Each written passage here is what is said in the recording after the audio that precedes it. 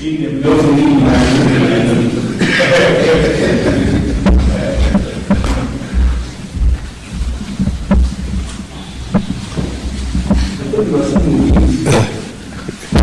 Your Excellency.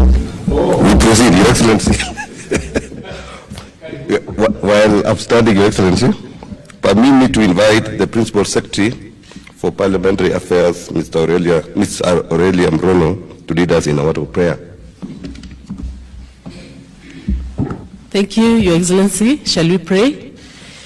Mighty and everlasting Father, the Father of our Lord Jesus Christ, the King of Kings, the Lord of Lords, Ancient of Days, we come before your presence this morning.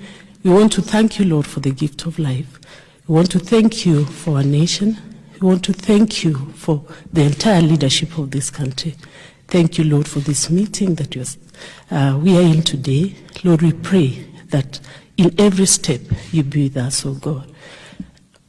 O God of all glory, may you bless our land, may you bless our nation. For this we pray in Jesus' mighty name. Amen. Your Excellency, the President, honored guests, distinguished ladies and gentlemen, this state ceremony is convened pursuant to Article 115 of the Constitution for the presidential assent of two Senate bills, being one is the Equalization Fund Appropriation Fee Bill 2023 and the County Allocation of Revenue Bill 2023. Sir, the first bill, the Equalization Fund Appropriation Bill, Senate Bill number 3 of 2023, was passed by the Senate on the 15th of June 2023 and subsequently the National Assembly on 21st June 2023. Sir, the second bill, the County Allocation of Revenue Bill, Senate Bill number 16 of 2023, was passed by the Senate on 6th June 2023 and similarly received the seal of approval of the National Assembly on 21st June 2023.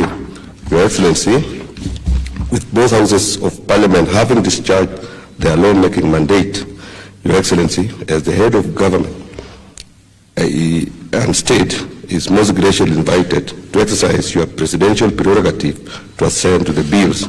With Your Excellency's kind indulgence, but permit me now to invite the following members of the executive alongside the parliamentary leadership